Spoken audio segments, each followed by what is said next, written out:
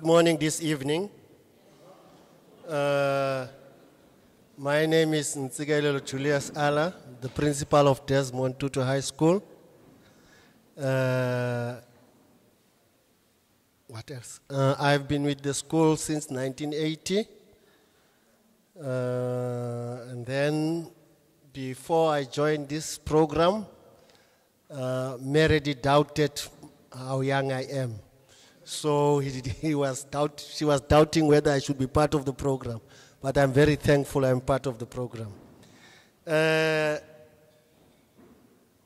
Would you introduce yourself before I talk about the school? Okay. Very good evening. Thank you very much for Chris and Jenny for ironing out all the IT problems. We are truly thankful. My name is Ben Joubert. I'm an estate agent here in town. I also have a company called Faith Joy Consulting, doing some business consulting. And yeah, I've been around a bit, spent some time in education, and really had a thoroughly good time meeting Julius, getting to love him and the school, and yeah, working together. Okay, having said that, I will just say briefly about the school. Ben, I know that you are pointing here, but I'm just one or two. Currently, we have 43 teachers. The highest number that we ever had at the school was 58 teachers with 1,800 learners before. We have 13 non-teaching staff, currently having 1,453 learners in 35 classes, with an average of 42 learners in a class, 2 or 3 classes with 48 and 50 learners. Like in many other schools, challenging subjects include accounting, maths, physical science, and life sciences. Lack of resources, poverty, and high employment from the community. That's why we are a Quintile 1 school. Are key priorities that have an impact towards the poor performance of the subject mentioned above. But we have hope of what now? Right, some challenges we addressed were the SMT and the senior staff, strategic management, self-management, and project planning and management, staff and governing body, development of clear vision, and redefining the school improvement plan. We worked on staff motivation and initiated the foundation for better time management around the common vision. Initiated contact with other educators to continuously improve teaching practice with a math intervention. So I'm going to give over to the older guy to continue. Thank you, my father. You're welcome. Right, as Jenny and Chris also mentioned, a great deal of what we do is managing expectations. So we get together into this partnership. Change is on both our hearts. We love education, we love children, and we want to, and we believe in our country. So questions like this, and by the way, I borrowed my pictures from our community building workshop that we did, and just a number of very cute ideas that stuck with us. So who do we need to be for this journey? And I think it's a very good question for anybody interested in change to answer that. And so we had one from old Gandhi that said, "But you be the change." So typically coming with this idea of change, how do you bring about change? And from a managerial point of view, you get out your strategic plan there, you set out your vision, you get your values, you set up your goals, and then you drive those goals. But I spent some time in Mozambique, and there I came up with a quote that said, "This is Africa, where the unexpected is expected." And so it was. So we went on to this beautiful course called The Time to Think, and that indeed we did. We spent a lot of time thinking as we engaged each other, as we engaged the SMT, and it's really lovely to have you here this evening. And we spent some time really learning. And it is amazing, as Chris said, how thinking is developed as we pay serious attention to the people around us. While we were on this workshop, a thought that came to me was that providing somebody with the opportunity to think is a way that you can really love them. I was just thinking of my beautiful wife there, and if I want to really love her, I really need to listen. Not listen with the idea to answer, but really listen to understand. And is whenever I go into a situation and I become outcome driven, that I derail the project every time. Because so often the answer is not the first one. There's a deeper answer that brings about life and brings about change. Right, and then Peter, he's a real motivation. I went and I searched these original advertisements of the books because I need you to read this book. And those of you that haven't done this course, please you find a headmaster and you get into the next circle, because it is really life changing, not just for the school that you're attending, but also for yourself. So as we sat there with the idea of flawless consulting, and the people that were in consulting that I mentioned this to, immediately, all of them, without exception, broke into laughter the moment you mentioned the title of the book, Flawless Consulting, because it's flawed in its nature, because we are outcome driven, and even in contracting to get a well understood final product, and listening to my friend on what it is that we want to do, I find myself thinking about the answer, but allowing time to ask. So, what else do you have on your mind? What else do you think? What else do you feel about this topic? And seeing it just blossom and really coming to life. That was liberating for myself, and really built our relationship as we went on. Our final one was the community of practice, as Chris and Jenny mentioned. I'll just briefly go back. When I was in Africa and in teaching, the idea is very much it takes a village to raise a child. And both in what we did and in this circle that we were in, we realized that it takes a city, it takes a nation to build a school and to build the children that's within it. And that wisdom can come from any possible area. And with this process, it was wonderful to see how what we were supposed to be doing, Symphonia was actually doing to us, as they unleashed potential, as they set the example of how to listen, of how to come up with the right answers, ask the right questions, spending enough time with people. And that gave us the opportunity to speak. It gave unlikely people the opportunity to make a connection. And friendships that wouldn't be natural were solidified, and we could grow in there.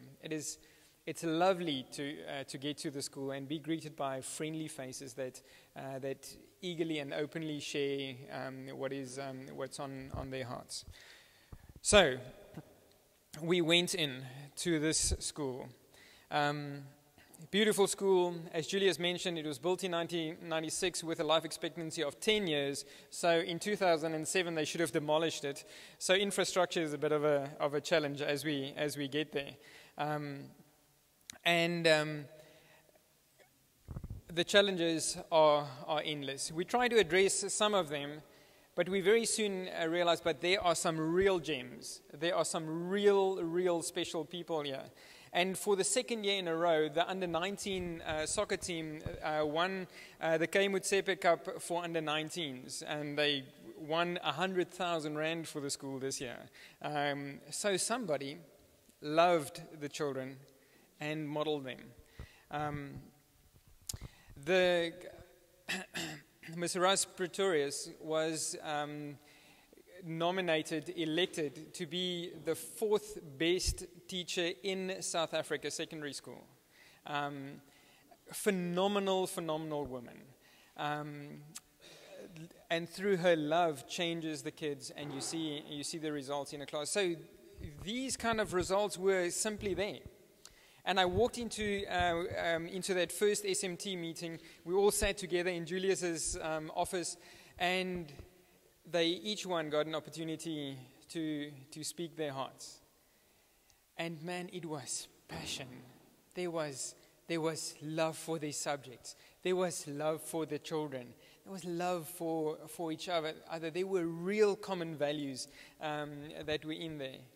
But this one going that way, very fast and very hard driving, and that one that way, and the third one that way, and so forth.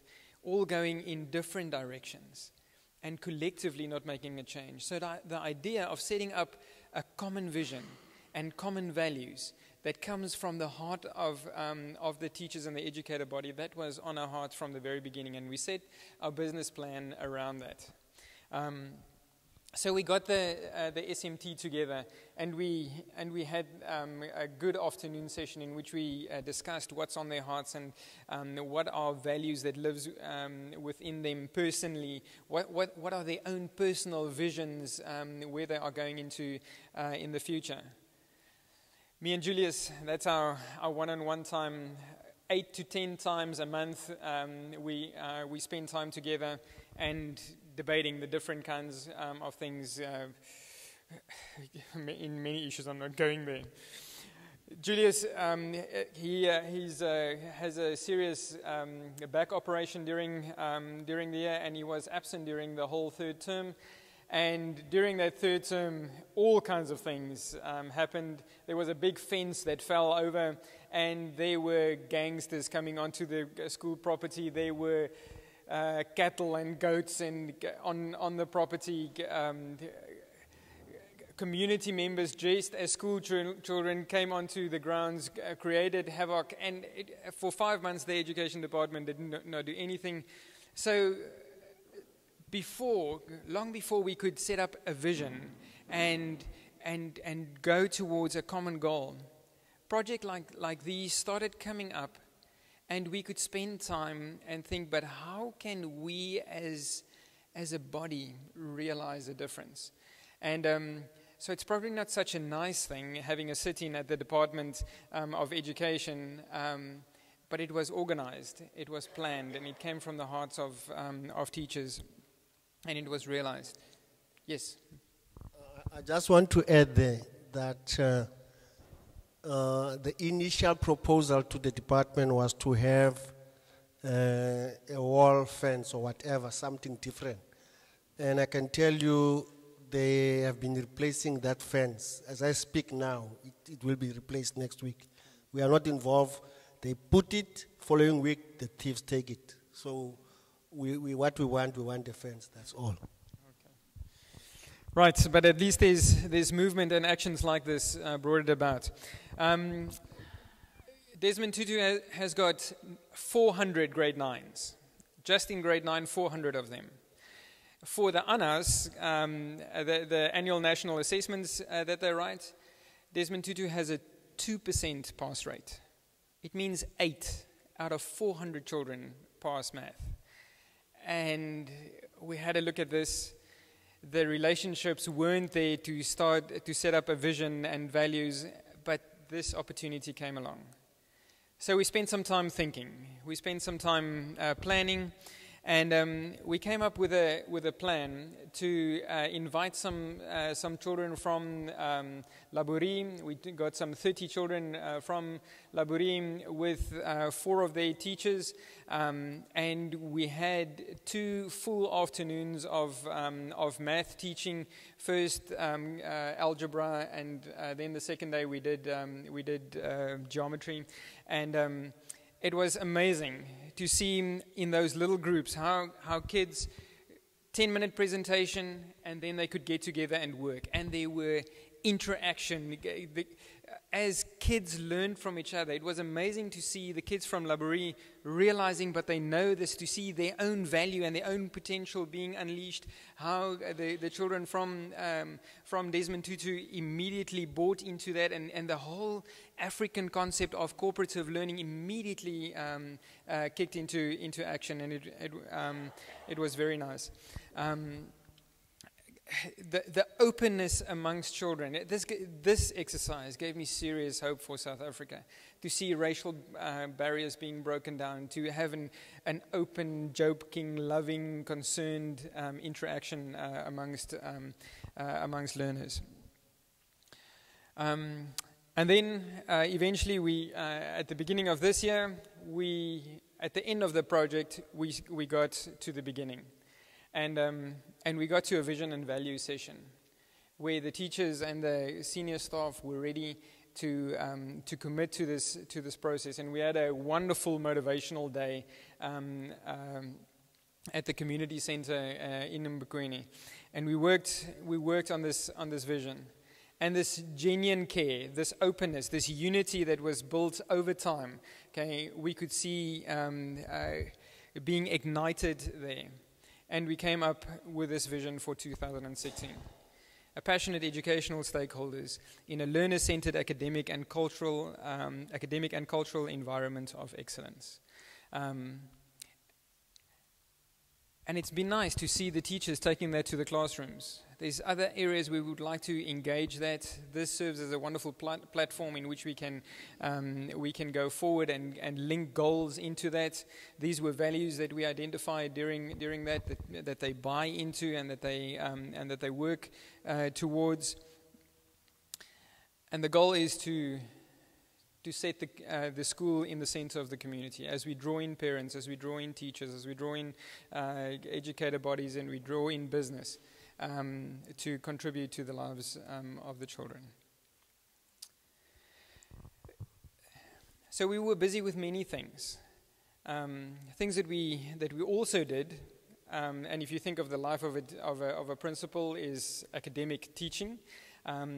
But we also arranged for community policing because they tried to burn down the school during the year.